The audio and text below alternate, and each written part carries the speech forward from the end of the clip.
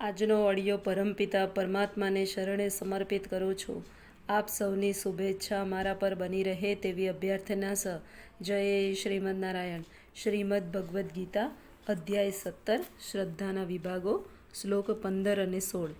સત્ય, પ્રિય લાગે એવા, હિતાવહ અને બીજાને ઉદ્વેગ ન પમાડનારા વચનો બોલવા તથા વૈદિક ગ્રંથોનો નિત્ય પાઠ કરવા રહેવું એ વાણીનું તપ છે.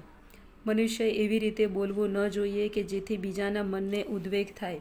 બેશક જ્યારે શિક્ષકે બોલવાનું હોય ત્યારે વિદ્યાર્થીઓને બોધ આપવા માટે સત્ય વચન કહી શકે છે, પરંતુ જે તેના વિદ્યાર્થી નથી એવા લોકોની સમક્ષ મનને ક્ષુભ કરે એવું સત્ય બોલવું ન જોઈએ. આ વાણીનું તપ છે. તદુપરાંત મનુષ્યએ નિરર્થક વાતો કરવી જોઈએ નહીં. શાસ્ત્ર દ્વારા સમર્થવામાં આવ્યું હોય એવું બોલવું એ આધ્યાત્મિક વર્તુળમાં વાત કરવાની રીત છે. જે કહેવામાં આવ્યું હોય તેનું સમર્થન કરવા તરત જ શાસ્ત્રોનું પ્રમાણ આપવું જોઈએ. સાથે સાથે આવી વાતો કર્ણપ્રિય હોવી જોઈએ. આવી ચર્ચા દ્વારા મનુષ્યને સર્વોચ્ચ લાભ તથા માનવ સમાજનું ઉત્થાન થાય છે. વૈદિક સાહિત્ય અપાર છે, તેનું અધ્યયન થવું જોઈએ.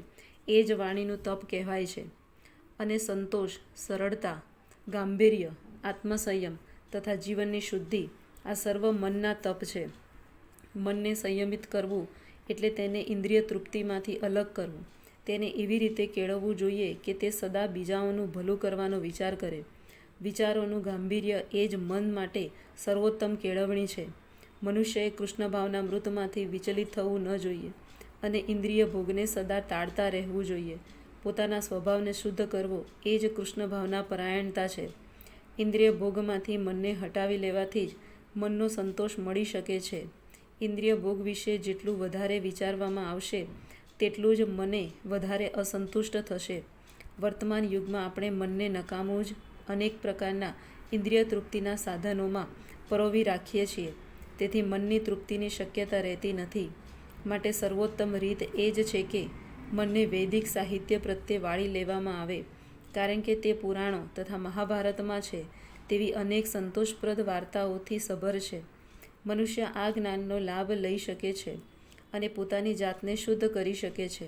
મન કપટથી રહિત હોવું જોઈએ અને મનુષ્યએ સૌના કલ્યાણનું ચિંતન કરવું જોઈએ.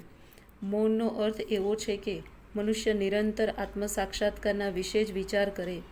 કૃષ્ણ ભાવનાયુક્ત મનુષ્ય આ જ અર્થમાં આદર્શ મૌનનું આચરણ કરે છે. મનનો નિગ્રહ એટલે મનને ઇન્દ્રિય ભોગથી દૂર કરી દેવું. મનુષ્યએ પોતાના વ્યવહારમાં નિષ્કપટ થવું જોઈએ અને એમ કરીને તેણે પોતાના અસ્તિત્વને વિશુદ્ધ કરવું જોઈએ. આ સર્વ ગુણોનો સમુદાય માનસિક પ્રવૃત્તિઓનો સંયમ કહેવાય છે. જય શ્રીમદ નારાયણ.